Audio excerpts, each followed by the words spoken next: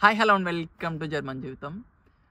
ఈరోజు మన వీడియో ఏంటంటే, ఇన్నాళ్ళు మన ఛానల్లో స్టూడెంట్ బెనిఫిట్స్, జర్నీలో స్టూడెంట్ బెనిఫిట్స్ ఇలా చాలా వీడియోస్ మనం చెప్పుకున్నాం కదా. సో అది ఈ వీడియో దానికి ఆపోజిట్ అనమాట.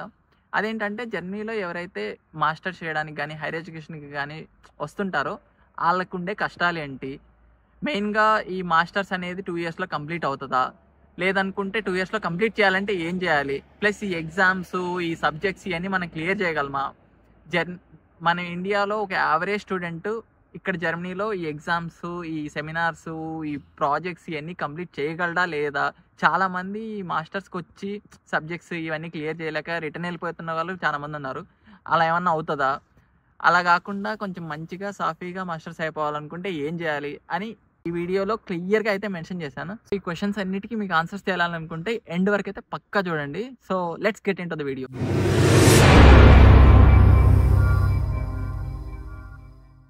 జర్మనీకి మాస్టర్స్కి కానీ హైయర్ ఎడ్యుకేషన్కి కానీ వద్దాం అనుకున్న వాళ్ళు ఫస్ట్ ఒక డౌట్ అయితే ఉంటుంది.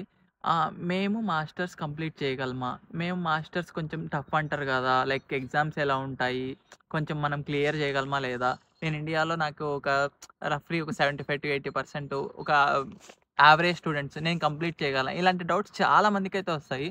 సో దాని గురించి కొంచెం బ్రీఫ్ ఇద్దాం ఇక్కడ. అదేంటంటే, జర్మనీలో కొంచెం లైక్ మాస్టర్స్ కొంచెం టఫ్ అయితే ఉంటుంది. ఈవెన్ సిలబస్ కూడా కొంచెం చాలా ఎక్కువ ఉంటదనమాట. అది ఏంటంటే ఇక్కడ టైమ్ కన్‌స్ట్రెయింట్ వల్ల, లైక్ ఇక్కడ సెమిస్టర్ అనేది ఆల్మోస్ట్ 3-4 మంత్స్‌లో అయిపోగొట్టేస్తారనమాట. అది కూడా వీక్లీ ఒక్క క్లాసే ఉంటది ఒక సబ్జెక్ట్‌కి. సో ఇంక అర్థం చేసుకోండి ఎంత ఫాస్ట్‌గా చెప్తారో వాళ్ళు. సో దాన్ని మొత్తం మనం ఆ ఫాస్ట్‌కి ఇక్కడ బ్యాచిలర్స్ చేసిన వాళ్ళు అలవాటే ఉంటది వాళ్ళకి ఆల్రెడీ. సో మనం ఏంటంటే ఇండియాలో మరీ అంత ఫాస్ట్‌గా మనకి చెప్పిండరు. ప్లస్ ఇంకోటేంటంటే మనం ఇండియాలో ఎంటైర్ కాన్సంట్రేషన్ మనం ఫుల్ డే మొత్తం అంతా ఎడ్యుకేషన్ మీదే పెడతాము. అంటే పెట్టాలి యాక్చువల్‌గా. బట్ అలా ఉండదనుకోండి, అది వేరే విషయం. కానీ అలా ఉంటది. బట్ ఇక్కడేంటంటే మీరు ఇక్కడికొచ్చేసరికి మీ ఫుడ్డు, పార్ట్ టైము, మాస్టర్స్ ఇయన్నీ ఉంటాయన్నమాట. సో 1 డేలో ఇయన్నీ మీరు చూసుకోవాలి. మీకు మీరే మేనేజ్ చేసుకోవాలి. సో ఇక్కడ కొంచెం ఎడ్యుకేషన్‌కి కొంచెం ఇంపార్టెన్స్ తగ్గుతది. సో అదొక రీజను. ఇంకోటి ఇక్కడ ఎగ్జామ్స్ అన్నమాట. ఇక్కడ ఎగ్జామ్స్ అసలు ఆహ్, టఫ్ అంటే మరీ అంత టఫ్ ఉంటాయని చెప్పను. బట్ ఏమంటే కొంచెం కంపారిటివ్‌లీ ఇండియాతో పోలిస్తే కొంచెం టఫ్ ఉంటాయి. ప్లస్ అది గాక మనం ఏంటంటే చాలా మందికి అలవాటయిపోయి ఉంటది. ఎగ్జామ్స్ ఎప్పుడో గదా, సో 1, 2 డేస్ ముందు చదివేసి రాసేద్దాంలే అనిపిస్తది. బట్ ఇక్కడ అలా కుదరదనమాట. మనం ముందు నుంచి ఆ క్లాసెస్ ఫాలో అయితూ, ఇచ్చిన అసైన్‌మెంట్స్ అన్నీ కంప్లీట్ చేస్తూ, ఇంకోటేంటంటే ఇక్కడ ఎగ్జామ్స్ రాయాలన్నా గూడా కొన్ని కొన్ని సబ్జెక్ట్స్‌కి ప్రీ రిక్విజిట్స్ అంటారనమాట. సో ఆ ప్రీ రిక్విజిట్స్ ఏంటంటే కొందరు అటెండెన్స్ మ్యాండేటరీ అంటారు. ఇంకొందరు ఏవో ఒక అసెస్మెంట్ వేసి పెట్టేసి ఆ అసెస్మెంట్ పాస్ అయితేనే వాళ్ళ ఎగ్జామ్‌కి అలౌడ్ అన్నట్టు ఉంటది. సో ఇక్కడ చాలా ఫ్యాక్టర్స్ ఉంటాయన్నమాట. ఇంకా ఈవెన్ ఎగ్జామ్స్ కూడా కొంచెం టఫ్ ఉంటది. మీకొక ఇన్సిడెంట్ షేర్ చేసుకోవాలనుకున్నా ఇక్కడ. అదేంటంటే ఇది నా ఓన్ ఎక్స్‌పీరియన్స్ అనమాట. నేను ఫస్ట్ ఇయర్‌లో ఉన్నప్పుడు, ఫస్ట్ ఇయర్ ఫస్ట్ సెమ్‌కి వచ్చినప్పుడు నేను లైక్ ఒక సెమ్‌కి 6 సబ్జెక్ట్స్ ఉంటాయి ఇక్కడ. 6 సబ్జెక్ట్స్ తీసుకోవాలి. మన ఇష్టం మనం ఎన్నైనా తీసుకోవచ్చు. బట్ నేను ఫస్ట్ సెమిస్టర్ వచ్చినప్పుడు ఇంకా 6 సబ్జెక్ట్స్ తీసేసుకున్నా అనమాట. ఇంక రాసేద్దాంలే ఏముందిలే అని. సో నేను మొత్తం ఇంకా 6 సబ్జెక్ట్స్ తీసుకున్నాను. ఎగ్జామ్స్ కూడా రాసాను. ఎగ్జామ్స్ రాసిన తర్వాత నాకు ఒక్క సబ్జెక్ట్ మీద కొంచెం అంటే బాగా రాసినానే ఫీలింగ్ అయితే ఉన్నింది ఎగ్జామ్ అయిపోయిన తర్వాత. బట్ వన్స్ రిజల్ట్ వచ్చిన తర్వాత నాకు కొంచెం డిసప్పాయింట్ ఫీలింగ్ అనమాట. కొంచెం తక్కువొచ్చాయి. ఎందుకు? ఏంటి? నాకు మాత్రం అప్పటికి గూడా గట్ ఫీలింగ్ అలాగే ఉన్నింది. నేను బాగా రాసాను. నాకు మార్కులు ఎక్కువ పడతాయని చెప్పి. ఇక్కడ ఒక ఉందనమాట. మనం ఎగ్జామ్ అయిపోయిన తర్వాత మన పేపర్‌ని రీకరెక్షన్ చేపించుకోవచ్చు. ఈవెన్ మీరు ఫెయిల్ అయినా, లేదంటే మీకు కొంచెం ఏమైనా డౌట్ ఉన్నా, లైక్ నాకు మార్క్స్ ఎక్కువ పడతాయి అనుకున్నా గూడా మీరు రీకరెక్షన్ పెట్టుకోవచ్చు. సో అలా పెట్టుకున్నా అనమాట. అలా పెట్టుకొని నేను రీకరెక్షన్‌కెళ్ళినప్పుడు ప్రొఫెసరు నా పేపర్ తెచ్చి చూపించాడనమాట. చూపియగానే నేను నాకు ఆ పాయింట్ ఆఫ్ టైమ్‌లో నాకు అసలు ఏమనిపించిందంటే, అసలు ఈ పేపర్ నేను రాసానా? ప్రొఫెసర్ రాసాడా అనిపించింది. ఎందుకంటే నా ఆన్సర్స్ కంటే ప్రొఫెసర్ రాసిన కమెంట్సే ఎక్కువున్నాయన్నమాట. సో అంత ఎక్కువుంది. మరి ఇంకోటి ఇక్కడేంటంటే, మీరు ఏదైనా ఆన్సర్ లైక్ ఎగ్జామ్స్‌లో ఏదైనా ఆన్సర్ రాసినప్పుడు పిన్ పాయింట్ ఉండాలన్నమాట. మీరు వాళ్ళు ఎంత అడిగితే అంతే రాయాలి. ఇక్కడ 10 మార్క్స్ క్వెషన్స్ కూడా 2 లైన్స్‌లో ఆన్సర్స్ రాయమంటారు. సో అలా ఉంటది. సో నేను రాసిన ఆన్సర్స్ కొంచెం కొంచెం మిస్టేక్స్ ఉన్నాయి.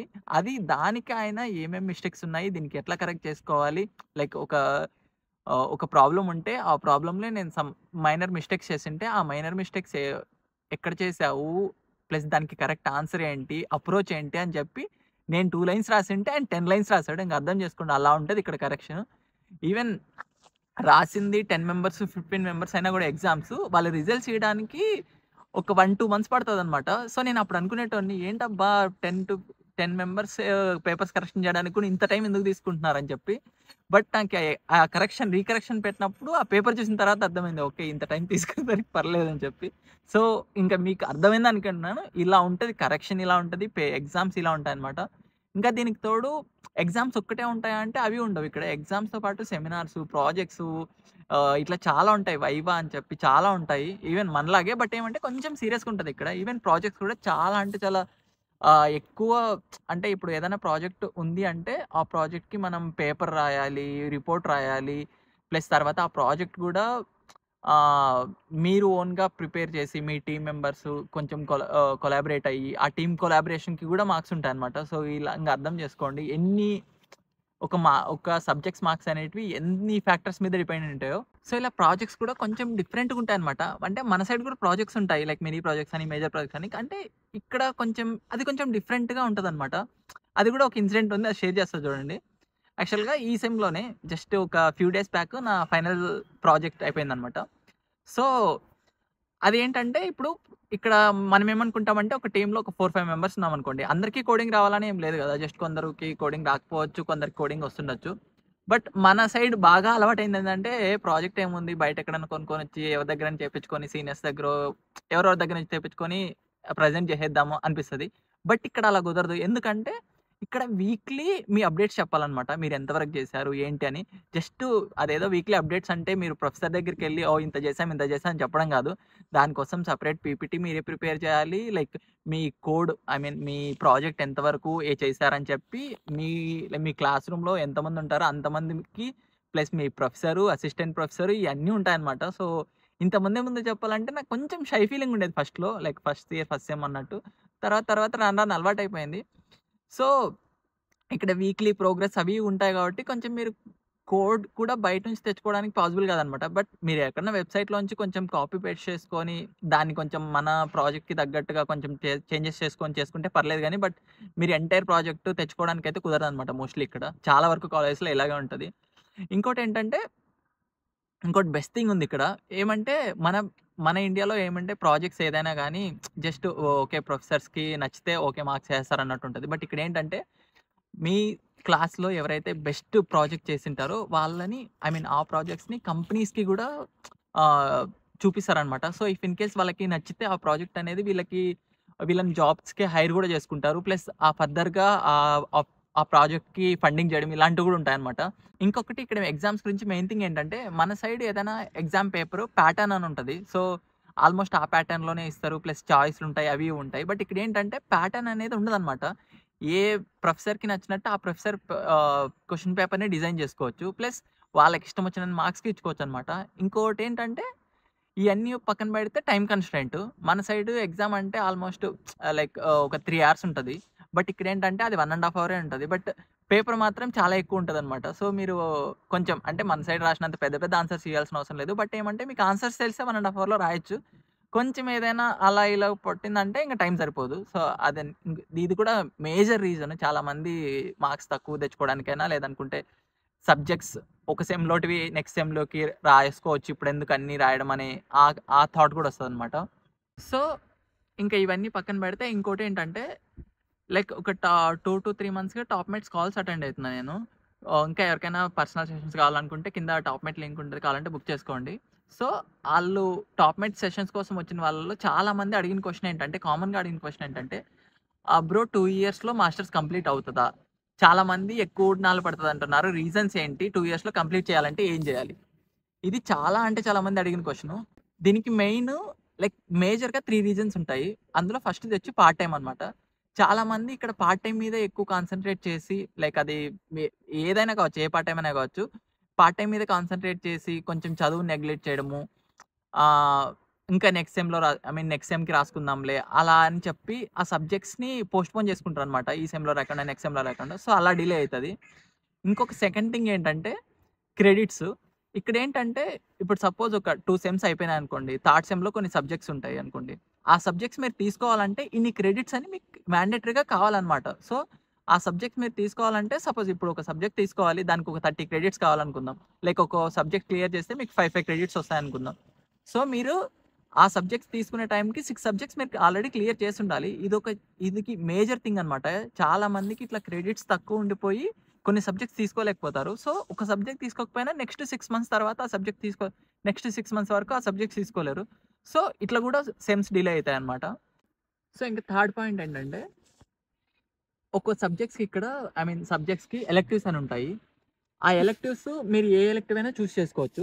సపోజ్ మీకిప్పుడు ఒక సబ్జెక్ట్‌కి ఒక 3 ఆప్షన్స్ ఉన్నాయనుకుందాం. ఆ 3 ఆప్షన్స్‌కి ఒక్కొక్క ఆప్షన్‌కి ఇన్ని సీట్స్ అని మాత్రమే ఉంటాయి. లిమిటెడ్ సీట్స్ అనమాట.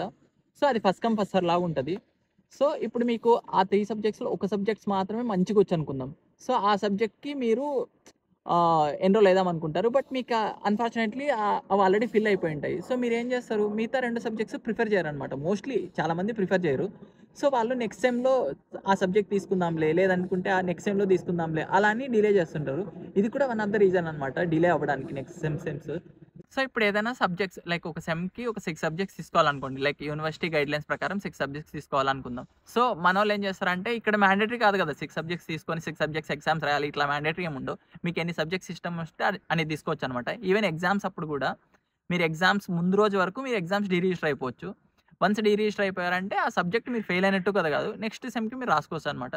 సో, ఇలా జస్ట్ ఈ సెమ్‌లో ఒక 2, 3 సబ్జెక్ట్స్ తీసుకుందాంలే, నెక్స్ట్ సెమ్ మిగతావి రాసుకుందాంలే అని అలా డిలే చేస్తారనమాట. అది కూడా one of the reason.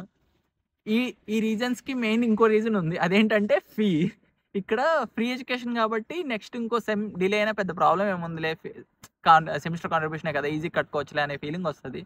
So, ఇంకొక రీజన్ ఏంటంటే ఇవి అందరూ చేస్తారని చెప్పను. బట్ కొంతమందుంటారు ఇలా. అదేంటంటే ఇప్పుడు మీరు స్టూడెంట్‌గా ఉన్నారనుకోండి. మీకు బెనిఫిట్స్ చాలా ఉంటాయి. అదేంటంటే మీకు ట్రాన్స్‌పోర్టేషన్ ఫ్రీ. సెమిస్టర్ కాంట్రిబ్యూషన్‌లోనే కలిసిపోద్ది. ఇంకా మీకు స్టూడెంట్ డామ్ ఉంటే తక్కువ రెంట్‌తో మీకీ అకామిడేషన్ ఉంటది.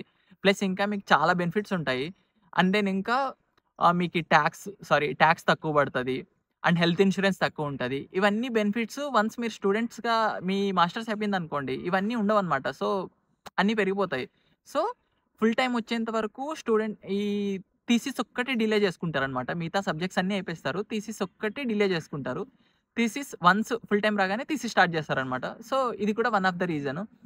ఇది చేయడం తప్పు కాదు. చాలా మంది చేస్తుంటారు. నేనేం తప్పనట్లేదు. బట్ ఏమంటే ఇది కూడా వన్ ఆఫ్ ద రీజన్ అని చెప్తున్నాను. ఇంకా కొంతమందుంటారు గదా! లైక్ మేము 2 ఇయర్స్‌లోనే కంప్లీట్ చేయాలి అనుకుంటుంటారు గదా! ఆ ఎయిమ్‌తోనే ఇక్కడికొస్తారు గదా! వాళ్ళకి నేను చెప్పేదేంటంటే మీరు 2 ఇయర్స్‌లో కంప్లీట్ చేయాలనుకుంటే మీరు ఫస్ట్ ఆఫ్ ఆల్ మీరు చేయాల్సింది ఒక అట్‌లీస్ట్ ఒక 6 మంత్స్ గాని, 1 ఇయర్ గాని 1 సెమ్ గాని, 2 సెమ్స్ గాని మీరు పార్ట్ టైమ్ మీద ఎక్కువ కాన్సంట్రేట్ చేయకుండా మీకున్న సబ్జెక్ట్స్ మీద నాలెడ్జ్ పెంచుకొని, మీకున్న సబ్జెక్ట్స్ క్లియర్ చేసుకునేలాగా చూసుకోండి.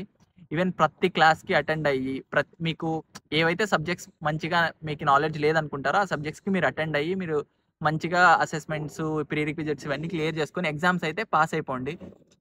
వన్స్ మీరు ఒక 2 సెమ్స్ క్లియర్ చేశారనుకోండి మొత్తం total subjects. Third sem and then fourth sem thesis పెద్ద ప్రాబ్లమ్ కాదనమాట. సో, ఈజీగా క్లియర్ చేయొచ్చు. సో, అట్‌లీస్ట్ మీరు 2 సెమ్స్ మీరు డిలే లేకుండా క్లియర్ చేసుకోవాలి. అప్పటికైతే మోస్ట్‌లీ మీరు 2 ఇయర్స్‌లో మాస్టర్స్ అయితే కంప్లీట్ చేయొచ్చనమాట. సో, ఇవన్నమాట మెయిన్ రీజన్స్ మీరు మాస్టర్స్ 2 ఇయర్స్‌లో కంప్లీట్ చేయలేకపోవడానికి, లేదనుకుంటే మాస్టర్స్ కంప్లీట్ చేయాలంటే 2 ఇయర్స్‌లో కంప్లీట్ చేయాలంటే చేయాల్సిన పనులు. అండ్ ఈజీగా మాస్టర్స్ క్లియర్ చేయాలి. యావరేజ్ స్టూడెంట్ అయినా ఇట్లా క్లియర్ చేయాలనుకుంటే నేను చెప్పిన థింగ్స్ అయితే గ్యారంటీగా ఫాలో అయితే అవ్వండి. ఐ హోప్ ఈ వీడియో మీ అందరికీ నచ్చిందని అనుకుంటున్నాను. నచ్చితే మాత్రం మీకు అందరికీ తెలుసు కదా! లైక్, షేర్, సబ్స్క్రైబ్ అయితే చేసేయండి. అండ్ ఆల్సో మన ఛానల్‌లో ఇంకా చాలా అంటే చాలా వీడియోస్ ఉన్నాయి. స్టూడెంట్ బెనిఫిట్స్ ఇన్ జర్మనీ అని చెప్పి, మాస్టర్స్‌కి ఎలా రావాలని చెప్పి, పార్ట్ టైమ్ జాబ్స్ ఇలా చాలా వీడియోస్ ఉన్నాయి. సో, ఎళ్ళైతే వెంటనే చూసేయండి. ఇంకా ఏమైనా డౌట్స్ ఉంటే కింద కామెంట్ సెక్షన్‌లో మెన్షన్ చేయండి. లేదు పర్సనల్‌గా ఏదైనా కావాలి అనుకుంటే ఇన్‌స్టాగ్రామ్‌లో పింగ్ చేయండి. పక్కా అయితే రిప్లై ఇస్తా. ఇయన్నీ కాదు మనకి పర్సనల్ సెషన్ కావాలి అనుకుంటే టాప్‌మేట్ లింక్ ఉంటది కింద. సో, ఎళ్లి బుక్ చేసేసుకోండి. అక్కడ కలుద్దాం. ఓకే మరి. బాయ్.